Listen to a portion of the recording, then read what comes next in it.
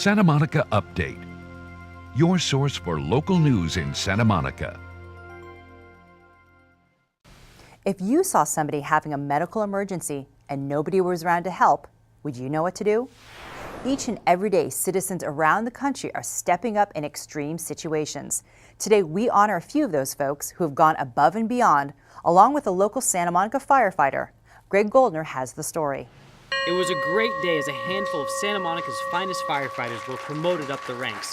One after another, these men were honored, pinned by their significant others, then sworn into their new roles. And one very special award was given to a born and raised local Santa Monica guy, as Patrick NULTY was named Firefighter of the Year. I grew up here in town in Santa Monica. I went to Samo High. My uncle was a firefighter here, so growing up visiting the fire station, I was exposed to it very early. And then obviously I took to it right away. So as long as I can remember, it's been my dream or my goal to be a firefighter. Not only just a firefighter, but a firefighter here in Santa Monica. As a society, we've come to expect that these men and women in uniform go above and beyond what we as normal citizens can do to help others. But what about when everyday people like you and I are faced with adversity? In October, Derek Avdol was running the Santa Monica 10K, and as he ran through this intersection right here, San Vicente and 7th, he collapsed and went into cardiac arrest. Thankfully, Jorgen Persson was close by and stepped up to the challenge, and as a result, Derek's alive today. So today here in Santa Monica, we honor folks like Jorgen as well as many others who've stepped up to the challenge, and several firefighters who are receiving promotions. Having known each other less than a year, Lauren Lee and Chelsea Cass were on the way back from lunch when they saw a man slumped over in a parked car. It was at that moment that these relatively new friends not only became a whole lot closer, but they answered the call and ultimately saved a man's life. We've never done anything like this before, so it's weird to get honored for this. Just doing something that anyone should do if you see someone in trouble.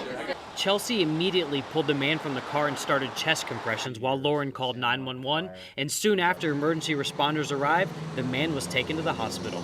I had training in the past. I'm a nurse, so it's one of those things that you hope you never have to do.